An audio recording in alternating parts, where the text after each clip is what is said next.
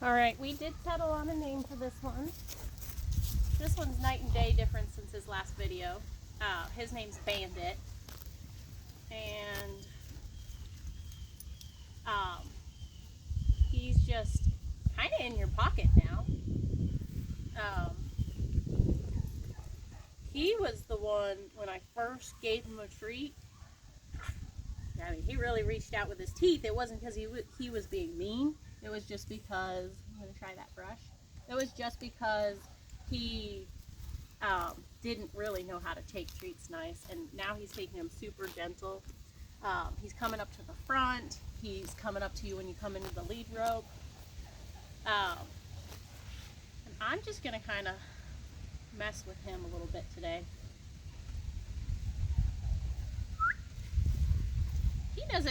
He does fine with the traditional methods.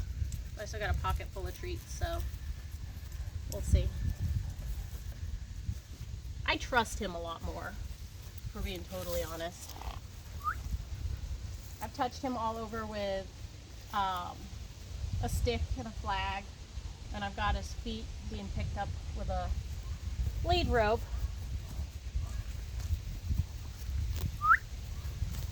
And he doesn't really care about much. What I like about him is if he does startle, he goes away. Daisy, get out of here. Go.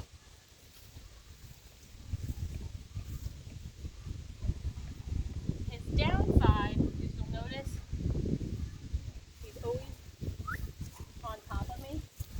Like, not in a, like he's in a curious way on top of me, but he's so stiff and frozen sometimes that, like, if I'm trying to come over here, I really have to move those fingers before I can come over to the side.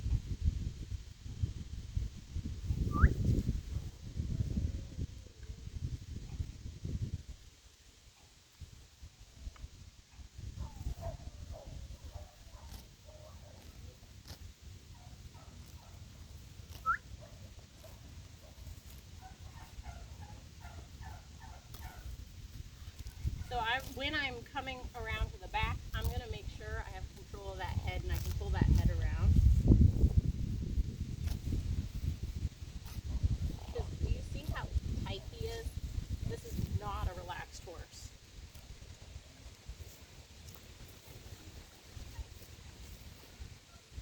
He's not being bad, but he's also worried, nervous. He's kind of at this stage just putting up with it. This is a boy. He does really like his withers being groomed, but he's not really sure what he thinks about it. He's funny, super playful.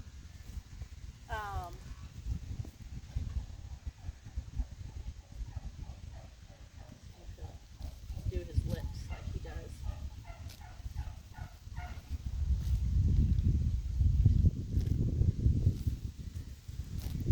You see just me moving in that direction? Part of me doesn't love how they freeze up and work through it. I'd almost rather him move his feet and get it out of his system and show me how he's really feeling. But I guess that's my learning curve of learning how to work with these guys.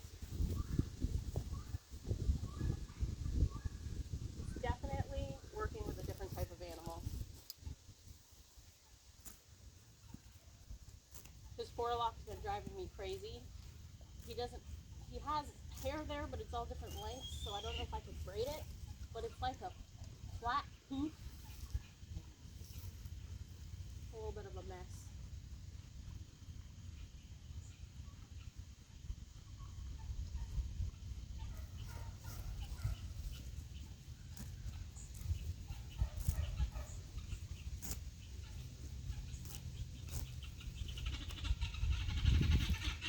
That's your hair. I brushed it all off.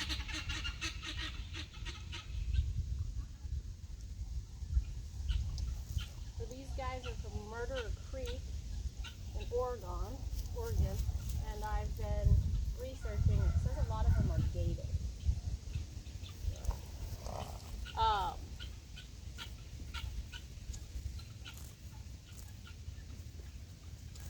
The first one to me does not look gated. Honestly, if I didn't know any better, I'd think he was like a Hancock Blue Valentine bred quarter horse. He's stout and low to the ground and athletic. This one, be curious to see if he's gated.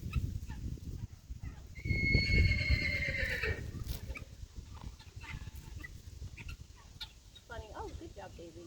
It's funny to see what everybody thinks. The horses, which one's going to be the harder one, which one's going to be the easier one. I ended up taking the two hardest ones, not intentionally. The guy was honest with me. He said, I asked him which the two easiest ones with any intention on taking those. But the one poor bay horse had a Roman nose like you wouldn't even see on a giraffe. He was not pretty to look at, the poor thing. And then I really liked the other bay horse, the purple halter one. I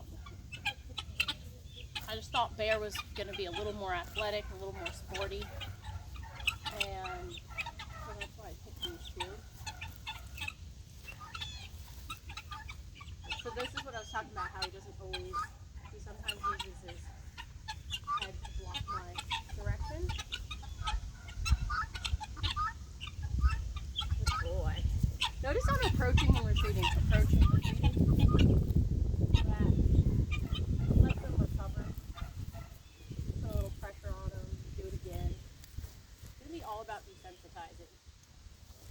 I thought it didn't sound super cocky of me, but I honestly thought I'd have them saddled and riding around not riding around, but saddled and lunging around with like a bareback pad on. Like in a week or two. But they are definitely going to humble me up.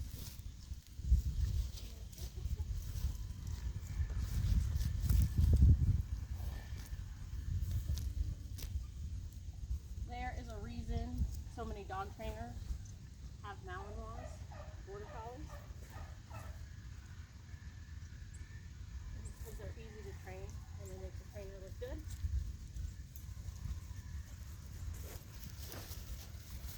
Right? If you try to do the same thing with an Akita or a Shiba Inu, you're putting a lot more work in to get the same titles if you can even get them there. I kind of feel like they're gonna be kind of similar. Dog out.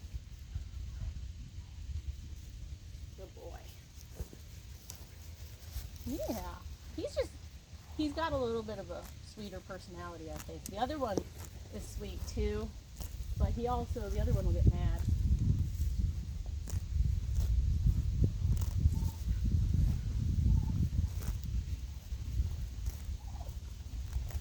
Good job.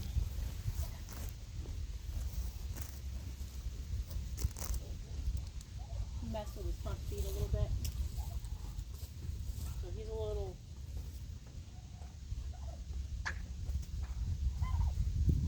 startled, pretty good at the lead rope every once in a while, and he'll go from this to really startled. So that's something I really want to get to working on, because when I was braiding his hair, he like caught sight of the lead rope draped over his neck, and that scared the daylights out of him.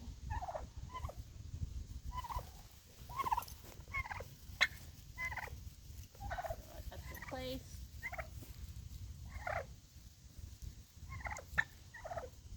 You ever seen a border collie get herded by turkeys? That's what I'm watching over here.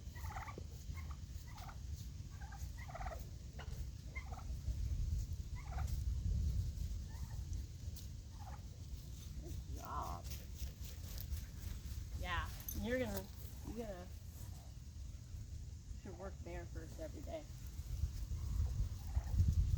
He reminds me not to be too greedy with this colt. Because this colt I feel like I should take advantage of. This is so easygoing. He was not the easiest colt we had. The other one was like, I probably could have done this that day.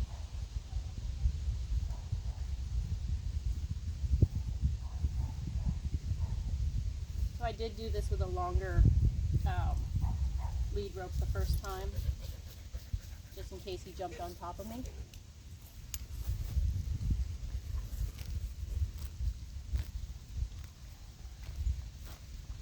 Good. So there's a couple of things that I really like about how well he takes that.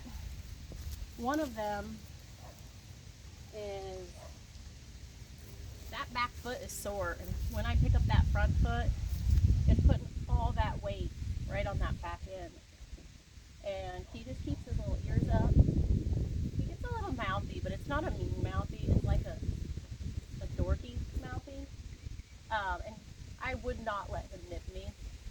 I wouldn't, like, it's not an excuse for him, but it's just, I'm not as worried with him. Good boy. And, I mean, I'm taking my time with both these guys. I don't want anybody to think I'm just being willy-nilly and not taking it seriously. But he's just got a different personality. He doesn't get mad about things. The other one takes offense. See? Yeah. Good boy. A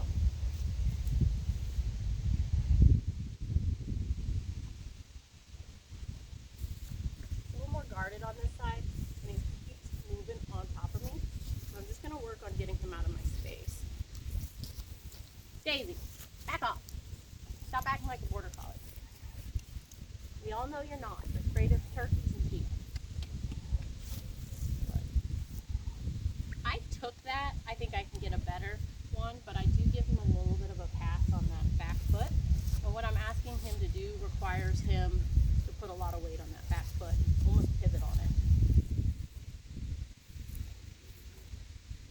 So I ask on the shoulder, same thing, move the shoulder. Good. Give him a scratch. Ask on that shoulder, move the shoulder. Good job. So a lot of people are probably like, oh, if his back foot's hurt, why are you harassing him so much? He's gotta get over it. He's gotta get picked up those feet, because otherwise we're not gonna be able to help him feel better. See right there? I'm asking him to move. Somebody is doing something in my barn. I don't know what that. Daisy's being chased by the turkeys.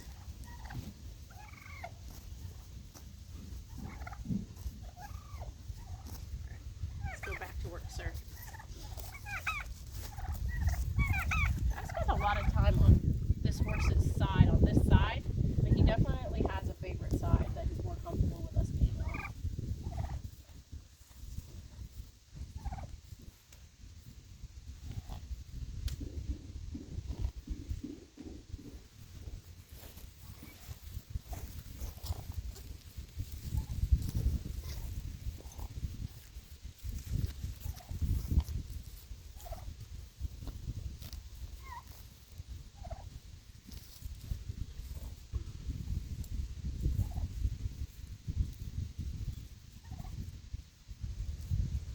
See how he stopped chewing there?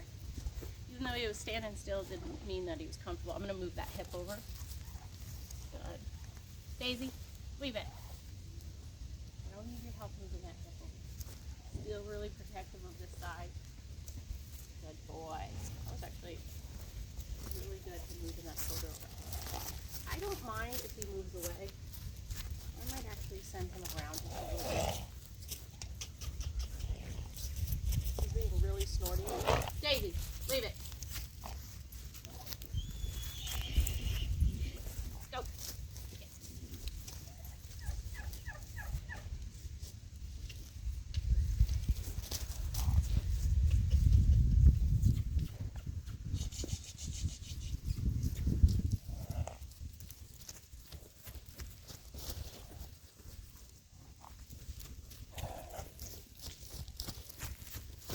Regretting that shorter lead rope right about now, but I'm just feeling on my hand when he gives just a little bit to it.